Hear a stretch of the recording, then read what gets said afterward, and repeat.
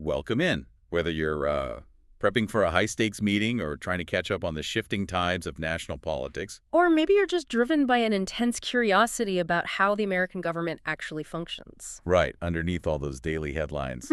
We're thrilled you're here. Absolutely. I like to think of you as the learner. You're the kind of person who doesn't just want the surface-level talking points.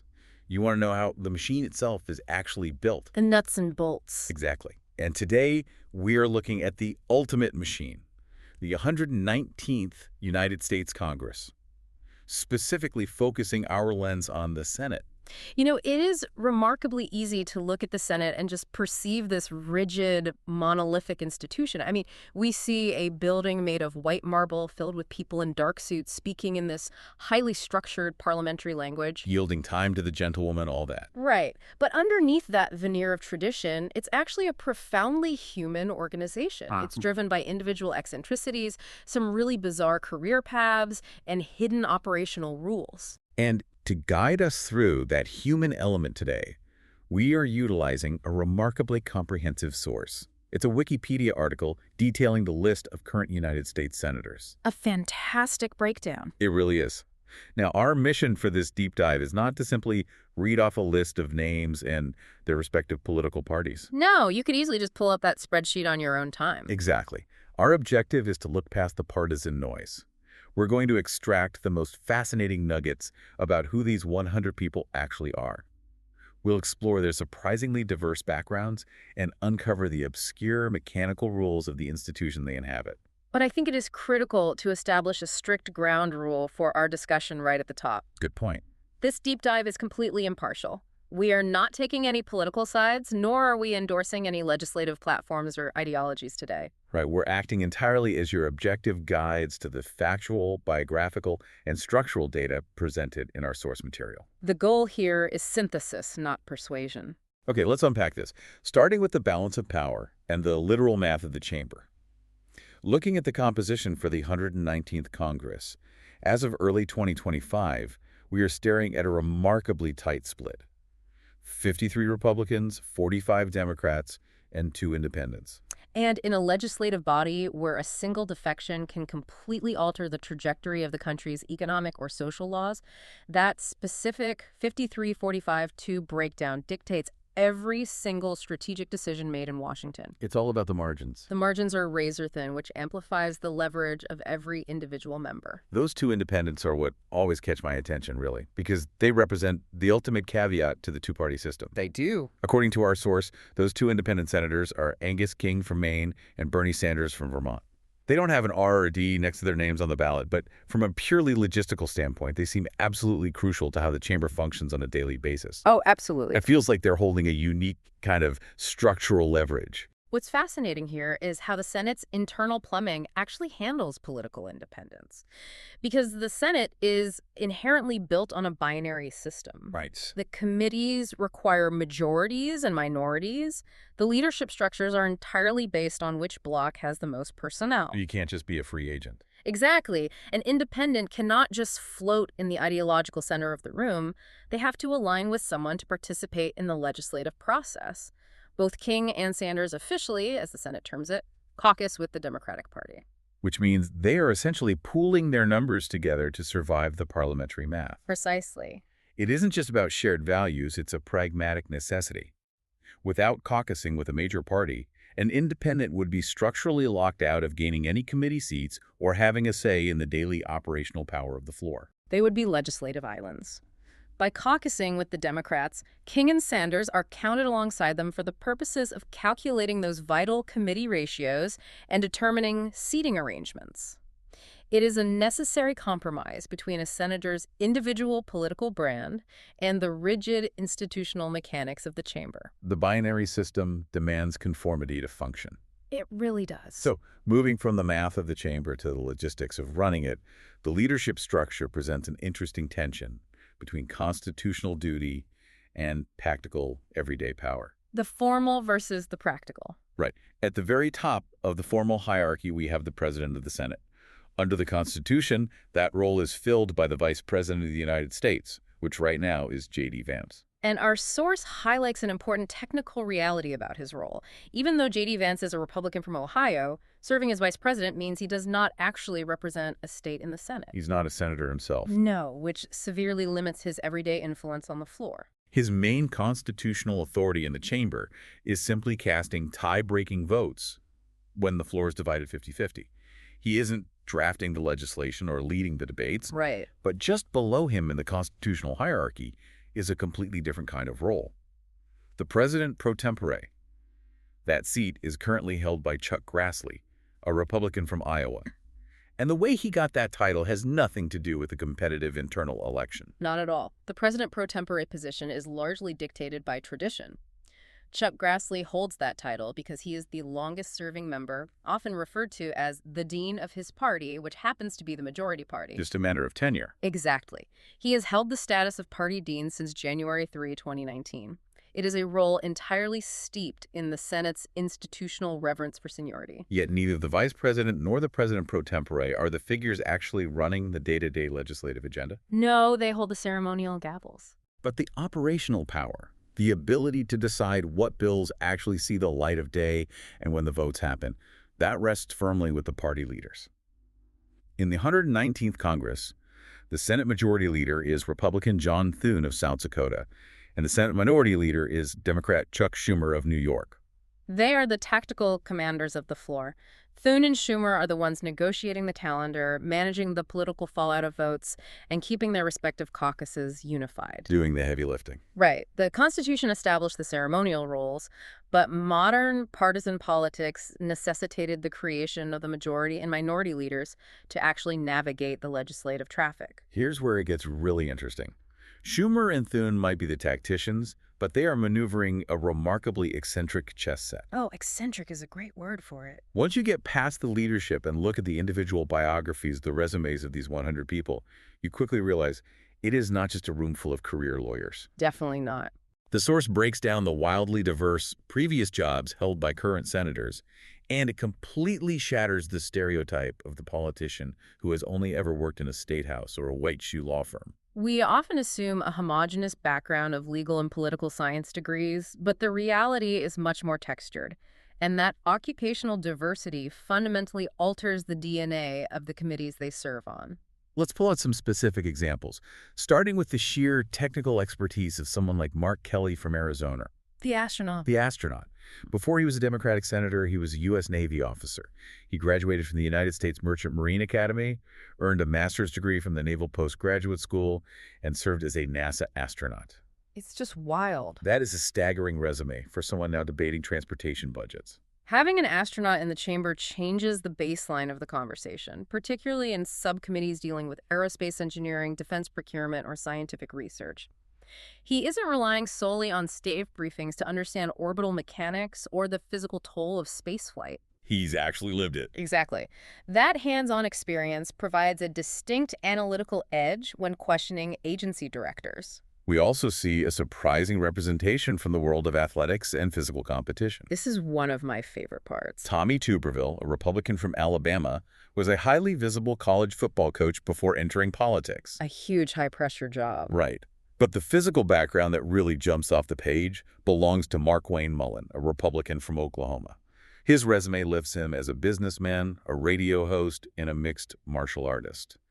We have a literal cage fighter sitting in the United States Senate. A background in mixed martial arts or high-stakes college coaching implies a mastery of retail politics and extreme public pressure. Good point. These are professions that require split-second decision-making, immense physical discipline, and the ability to perform while thousands of people are actively rooting for you to fail. Yeah, that sounds exactly like a Senate campaign. It does. Those traits translate surprisingly well to the endurance required for a modern political campaign and the combative nature of floor debates. Then we have what looks like an entire specialized medical wing operating within the Senate. The doctors. The varied medical backgrounds are fascinating because they aren't just general practitioners. Republican John Boozman of Arkansas is an optometrist. Rand Paul, a Republican from Kentucky, is a physician specializing in ophthalmology. So you have two different eye specialists right there. Right. And that specialization continues across the aisle and throughout the chamber. Bill Cassidy, a Republican from Louisiana, is a physician with extensive clinical experience. John Barrasso, a Republican from Wyoming, served as a medical chief of staff and an orthopedic surgeon. The impact of having an orthopedic surgeon or an ophthalmologist in the room during a markup session on healthcare reform cannot be overstated. How so? Well, when a committee is drafting a massive bill on Medicare reimbursement rates or hospital regulations, a career lawyer reads the legislative text and sees abstract legal code. An orthopedic surgeon reads that same text and immediately visualizes the billing department of a hospital and the tangible impact on patient wait times. They see the real-world application immediately. That specialized knowledge acts as a critical filter for the entire institution. It prevents the Senate from operating purely on theoretical assumptions.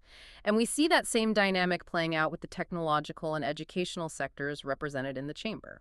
The tech representation is particularly vital right now. Jackie Rosen, a Democrat from Nevada, brings a background as a computer programmer, a software developer, and a systems designer. Yes. She was literally writing code before she was writing laws. Which is an increasingly urgent skill set.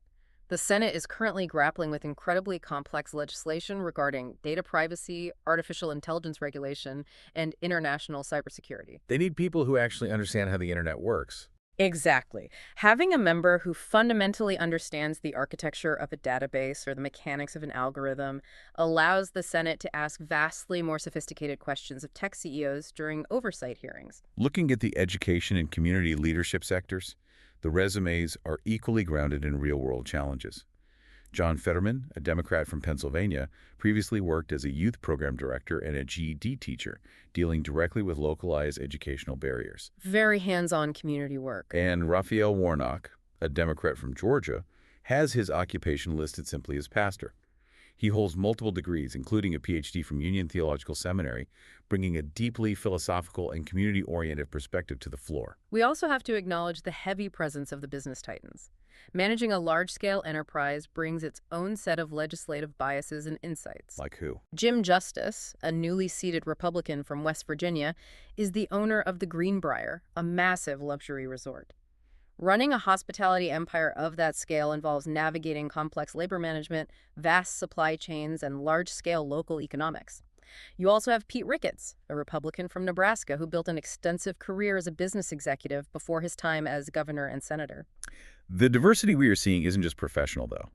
It extends heavily into their educational journeys. Our source highlights the classic, highly polished Ivy League paths. The ones you'd expect. Right. Cory Booker, a Democrat from New Jersey, attended Stanford, earned his JD from Yale, and studied at Oxford as a Rhodes Scholar. Andy Kim, also a Democrat from New Jersey, went to Deep Springs College, the University of Chicago, and earned his doctorate from Oxford. Those are incredible, elite academic pedigrees. They are, but those elite paths sit directly alongside completely different, arguably more relatable educational experiences that reflect a broader swath of the American public. It's like Cindy Hyde-Smith, a Republican from Mississippi, who started her higher education journey at Copiah-Lincoln Community College before transferring to the University of Southern Mississippi. Or Jackie Rosen, the software developer from Nevada, who holds an associate degree from Clark County Community College alongside her bachelor's degree. If we connect this to the bigger picture, the Senate was fundamentally designed by the framers to be a representative cross-section of American life, albeit an exclusive one. Sure. The staggering variety of life experiences represented in that room, from teaching GED classes in Pennsylvania to orbiting the Earth, from repairing joint fractures in Wyoming to writing software codes in Nevada, ensures that almost every major sector of American society has a proxy in the chamber. That friction between differing life experiences is what actually shapes the compromises found in the legislation. The Senate is defined by the diverse humans within it, but it is equally defined by some truly hidden quirks, obscure procedural rules, and oddities of timing that govern how those humans operate. The hidden rule book. Yeah. Looking at age and longevity, the spectrum currently coexisting in the chamber is massive. The institution has historically favored longevity. I mean, the very word Senate derives from the Latin senex, meaning old man, and the current roster certainly reflects a reverence for extended tenure. Our source lists Chuck Grassley as being born in September 1933, making him 92 years old.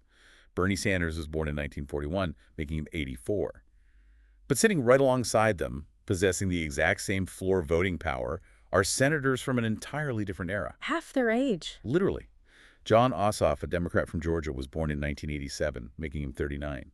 Tim Sheehy, a Republican from Montana, was born in 1985, making him 40. You have more than half a century of life experience separating colleagues who are debating the exact same technological or economic policies. That's a massive generational gap. It is. A senator in their late 30s approaches the regulation of artificial intelligence or digital privacy with a fundamentally different generational baseline than a colleague in their 90s. But how you actually acquire the voting power to influence those policies isn't always as straightforward as winning an election in November. There is a fascinating appointment loophole. This is where the mechanics get really strange. Most people assume senators only arrive via the ballot box, but vacancies happen constantly due to resignations passing away or individuals taking cabinet positions. When a seat empties, the governor of that state typically appoints a replacement. That localized executive power creates some very unique historical footprints, sometimes blurring the lines of political dynasties. The source highlights a glaring example of this with the anecdote of Lisa Murkowski, a Republican from Alaska. In December 2002, she assumed her Senate office not by a public election, but by appointment. And not just any appointment. Exactly. The governor who appointed her was her own father, Frank Murkowski. He had just resigned from his Senate seat because he was elected governor of Alaska. As his first major act as governor, he essentially handed his vacated federal seat directly to his daughter. While it was a perfectly legal mechanism under state law at the time, it highlights how tightly concentrated, localized political power can unilaterally dictate a state's federal representation. It caused quite a stir. Oh. The optics of that maneuver sparked intense debate about nepotism and the mechanics of appointments, leading Alaska to later amend its vacancy laws. And sometimes, those local executive duties actively disrupt the transition to federal power. We generally assume every incoming senator is sworn in together in a neat, ceremonial fashion on January 3rd. That's the standard picture. However, the source notes that both Rick Scott of Florida and Jim Justice of West Virginia had their Senate inaugurations visibly delayed. The reason? They had to finish out their final days as governors of their respective states first. It creates a bizarre logistical paradox. You have been elected to the highest legislative body in the country, but you have to put your federal authority on pause because you are still constitutionally obligated to manage a state budget or sign local bills back home. Duty calls. It is a rare moment where the state calendar overrides the federal timeline. My absolute favorite quirk, detailed in the source, though, involves the dark arts of Senate seniority.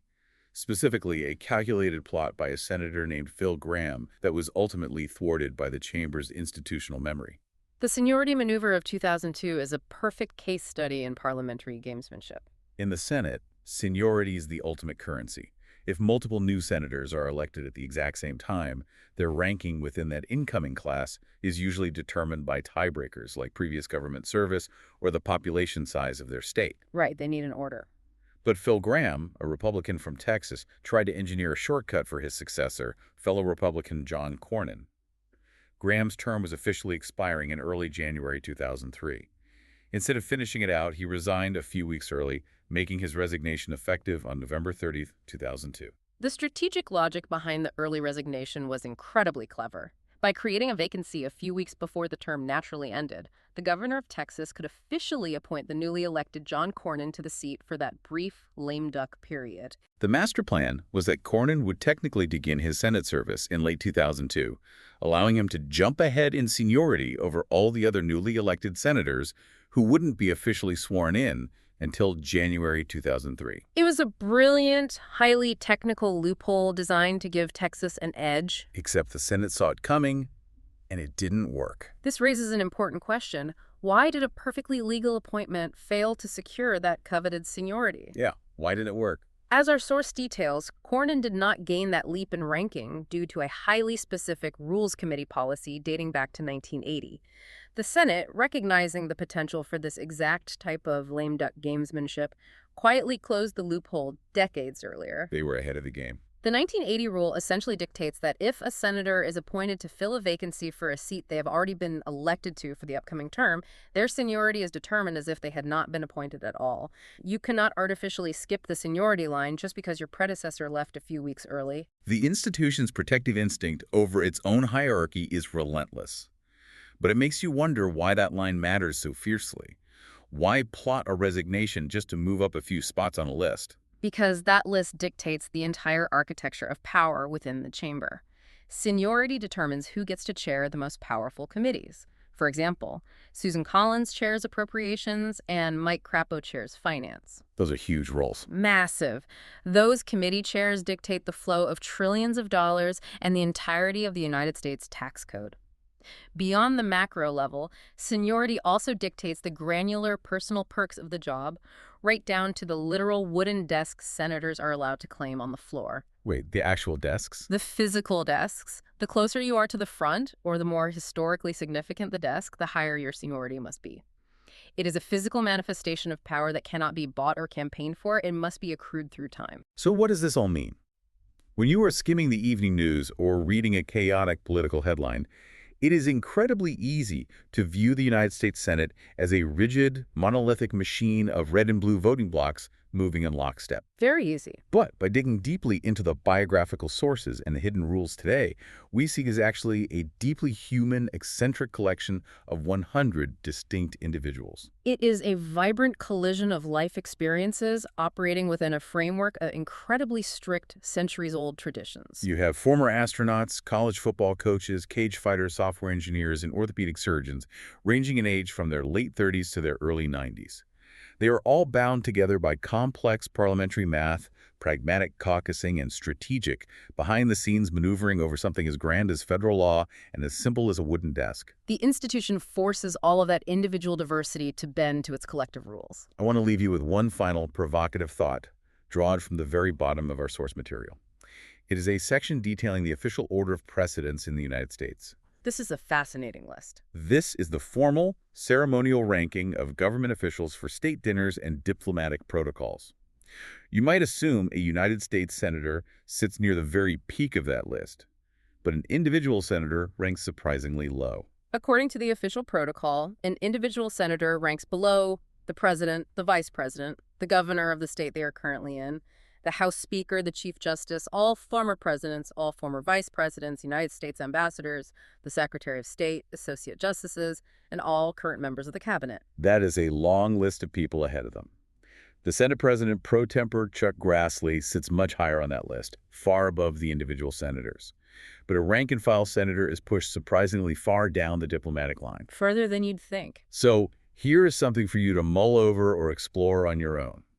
Does an individual senator's formal ceremonial ranking near the bottom of the executive and judicial hierarchy accurately reflect the massive, real-world power that just one of these 100 people wields over the country's daily economic and social life? It is a fascinating question about the vast difference between ceremonial status and actual tangible legislative leverage. Thank you so much for taking the time out of your day to learn, analyze, and explore this topic with us.